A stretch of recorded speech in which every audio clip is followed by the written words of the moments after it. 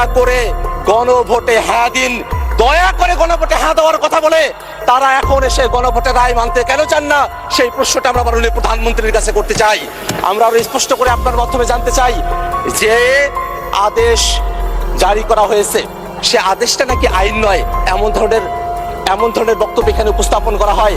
এদিকে অফিসিয়ালি গণভোট বাতিল করে দিল সালাউদ্দিন আহমেদ, তাহলে সংসদে আর যাবে না?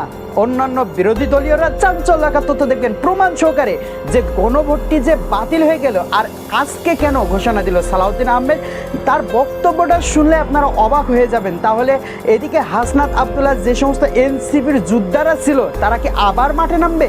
তথ্য এসেছে হাতে, যেটা দেখার পরে আপনাদের চোখ কপালে উঠে যাবে। দর্শক, বাংলাদেশের নতুন আরও একটি জুলাই হবে, যে জুলাইতে আগমন করবে প্রধানমন্ত্রী শেখ হাসিনা। যারা আওয়ামী লীগ আছেন অন্তত এই ভিডিওটি সর্বোচ্চ শেয়ার করবেন, যারা নতুন আছেন হ্যাঁ আপনাদের রিকোয়েস্ট করতেছি এই চ্যানেলটি সাবস্ক্রাইব করে বেল আইকনটি অল করে দেবেন, তাহলে দেশের সকল রাজনৈতিক খবরগুলো সবার আগে 1 মিনিটের ভিতরে আপনারা কিন্তু প্রথমে দেখতে পারবেন। প্রিয় দর্শক, আমরা মূল আলোচনায় চলে যাব।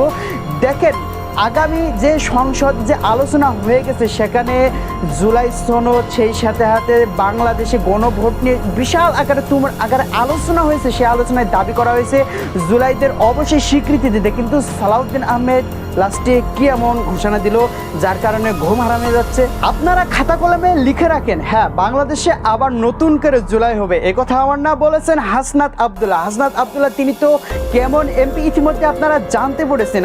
অতি দ্রুতই বাংলাদেশে আবার একটি যুদ্ধ হবে, যে যুদ্ধে আওয়ামী লীগ আগমন করবে।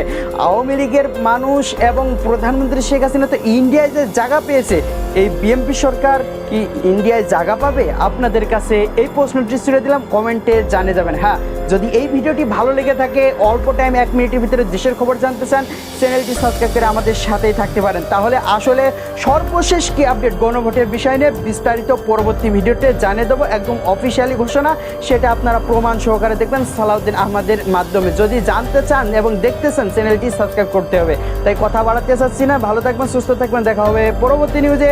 আসসালামু আলাইকুম।